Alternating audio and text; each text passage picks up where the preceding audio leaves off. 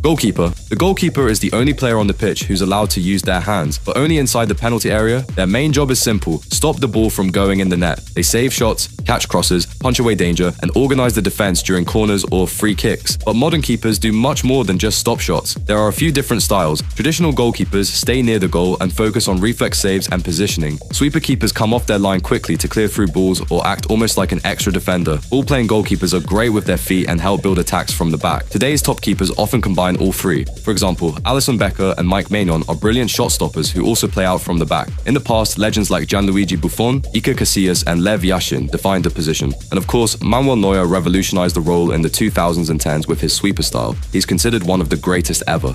Centre back. Centre backs are the defensive backbone of any team. They play in the central part of the defense, right in front of the goalkeeper, and their main job is to stop the opposition from scoring. Most teams play with two centre backs, but in some systems, like a back three, there can be three. No matter the setup, centre backs are responsible for blocking shots, winning headers, making tackles, and organizing the defensive line. They're also often the first players to pass the ball forward and start an attack. There are different types of centre-backs. Some are ball-playing defenders, calm on the ball and able to pick out passes, helping the team build from the back. Others are no-nonsense defenders, whose main job is to clear danger and win physical battles.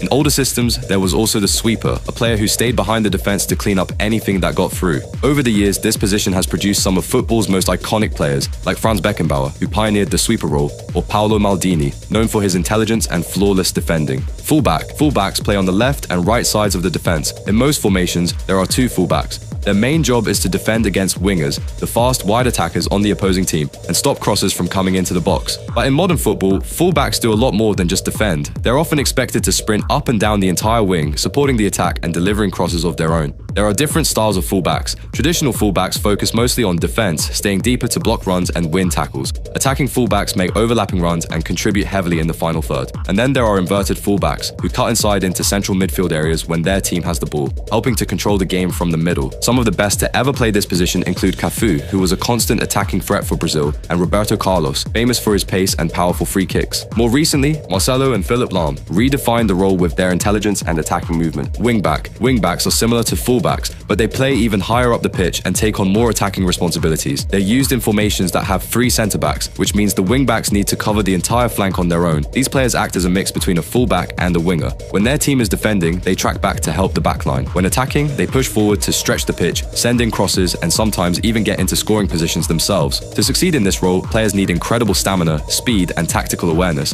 because they're constantly shifting between defense and attack. Some legendary examples of attacking fullbacks who thrived in wingback roles include Roberto Carlos, who often played almost as a winger for Brazil, and Jacinto Facchetti, one of the first defenders to regularly bomb forward in the 1960s. Defensive midfielder. The defensive midfielder, often called a number 6, plays just in front of the defense, acting as a shield for the back line. Most teams use one defensive midfielder, but some formations use two. Their main job is to break up opposition attacks, win the ball back, and provide a safe passing option to help the team build play from deep. There are different roles within this position. A ball-winning midfielder focuses on tackles, interceptions, and stopping counterattacks. A deep-lying playmaker stays calm under pressure and controls the tempo with accurate passes. Some players do a bit of both, winning the ball and launching attacks right away. Legendary DMs include Claude Makelele, who was so good at this role that the position is often called the Makelele role, and Sergio Busquets, who made controlling the midfield look effortless during Barcelona's golden era. You could also include Roy Keane, known for his fierce competitiveness, leadership, and relentless ball winning. Central midfielder, often called number 8s, are the engine of the team. They play in the middle of the pitch and connect everything together.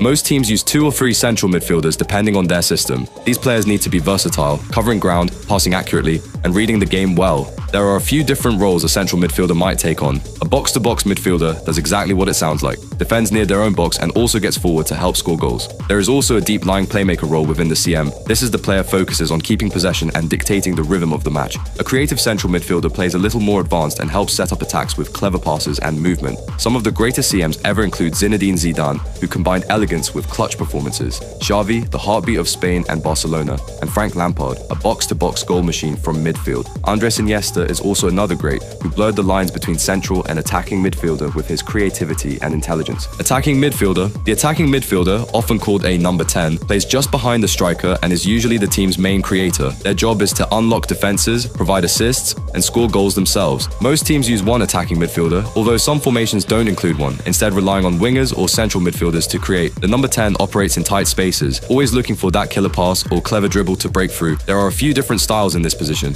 The classic playmaker, who dictates the game with vision and technique. The shadow striker, who arrives late in the box to score goals. The free roamer, who drifts into wide or deep areas to create overloads and confusion. Some of the greatest ever in this role include Diego Maradona, perhaps the most iconic number 10 in history, Zinedine Zidane, who controlled games with style and intelligence, and Ronaldinho, whose flair and unpredictability lit up the pitch. You can also include Kaká, who dominated from the 10th role during his Ballon d'Or winning years, and of course Pelé, who often played in a deeper attacking role, combining vision, dribbling, and world-class finishing during Brazil's golden era. Winger. Wingers are the wide attackers who usually play on the left wing or right wing. Their job is to stretch the play, take on defenders, deliver crosses, and either set up or score goals. Most formations use two wingers, one on each side of the pitch. They stay wide when the team is attacking, using speed and skill to beat their marker and create space. There are a few styles of wingers. Traditional wingers stay wide and whip in crosses. Inverted wingers cut inside onto their stronger foot to shoot. Inside forwards operate even narrower, playing more like goal-scoring attackers. Some of the best to ever play this role include Cristiano Ronaldo, who began as a devastating left winger before evolving into a central striker.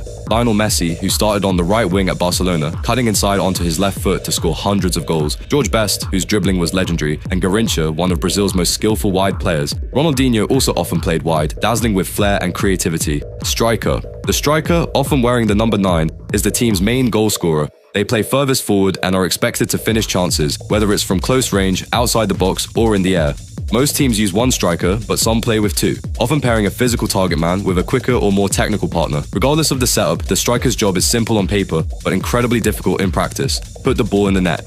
There are a few different types of strikers. A target man is strong and good in the air, holding up the ball and bringing others into play. A poacher stays close to goal and scores from close-range chances. A complete forward can do a bit of everything: dribble, pass, hold up play, and finish. Some of the greatest strikers in history include Ronaldo Nazario, R9, whose speed and finishing terrorized defenses in the late 90s and early 2000s, Thierry Henry, who glided past players with ease, and Marco van Basten, known for his technique and volleyed goals. You can also include Cristiano Ronaldo, who became one of the most prolific scorers ever after moving from the wing to a central role. False 9. The false 9 is a unique type of striker, but unlike a traditional number 9 who stays forward and looks to score, the false 9 drops deeper into midfield to confuse defenders and create space. This role is usually used by just one player, and not every team plays with one. It's more of a tactical strategy than a fixed position. By drifting into midfield, the false 9 pulls centre-backs out of their usual positions, opening gaps that wingers or midfielders can exploit with forward runs. The false 9 isn't just a creative player. They need to have exceptional football intelligence, close control,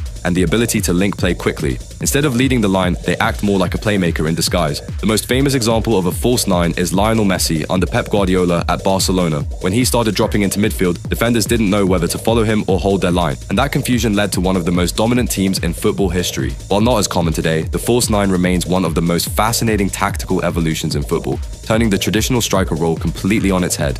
Thank you for watching, and if you enjoyed this video, you will love this one.